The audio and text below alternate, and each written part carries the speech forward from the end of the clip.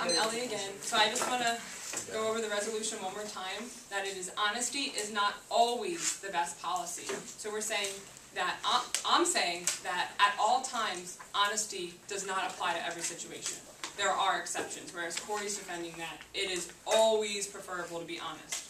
So in the previous cross-examination, even Mr. Borgman admitted a time when he himself would accept a lie. For the prom date example, if Sarah's mom said, "Do you like her makeup? Does she look pretty?" Corey said he would respond yes. He's assuming Sarah would look pretty, but he doesn't know what Sarah's going to look like. He doesn't know what the makeup is going to look like. But it's not socially acceptable to say, "No, you don't look good." Again, Corey agreed that it's okay for cooperators of terrorist organizations to betray the trust of their organization and work with the FBI. That is because this is for the greater good.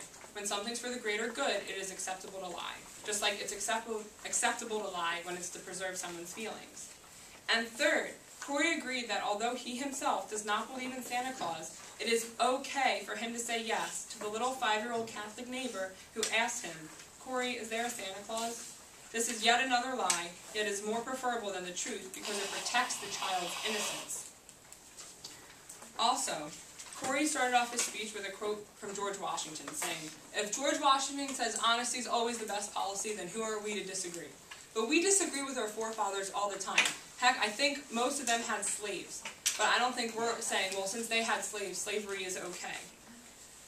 And again, my 3 exceptions to honesty being always the best policy is if it's to preserve a child's innocence, it's the sake of someone's well-being, or it's for the greater good.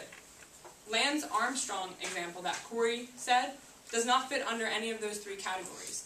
I'm not saying you should live a life as a lie. I'm saying that it's sometimes okay to lie.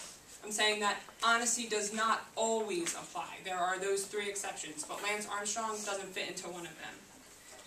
And show of hands, how many of you would agree that Mr. Redican is an upright sort of guy? He's sincere, a swell teacher, imparts us with valuable lessons, and has integrity. Alright, good, we all agree that would have been really awkward if no one raised their hands. But some of us have the privilege of having Mr. Redican in English class as well. So one day he told us that when he is in a fight with his wife, he told every guy to take this advice to say, "You're right, I'm wrong, I'm sorry," to preserve the well-being of your partner. Yet all of us believe Mr. Redican to be a swell teacher who shares valuable lessons with us. So if even Mr. Redican admits to lying to avoid rustling the waters and protect the well-being, then honesty is most definitely the best policy. Thank you.